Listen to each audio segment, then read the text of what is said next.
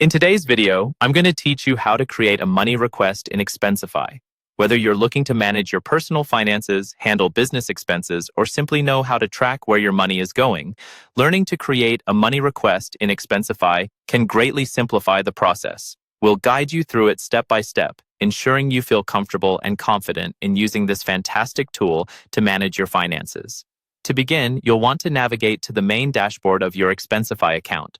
Once you're there, focus on the navigation tabs. You'll notice a green plus button. This is your friend for creating new items. Go ahead and click this green plus button. Moving forward, after clicking that, you'll want to select the option labeled Create Expense. Once you've selected that, you'll see an additional option to choose how you'd like to create this expense. Here, you should select Manual. This selection is crucial as it allows you to tailor the request precisely to your needs, including specifying the amount and currency. As you proceed, you'll find a field where you can enter the amount you want to request. Next to that field, you'll see an option to specify the currency. Make sure you select the correct currency that corresponds to your transaction. This ensures accuracy and avoids any confusion later on. After entering these details, click Next to proceed further in the process. Expensify also offers you the option to add additional fields for more detailed tracking.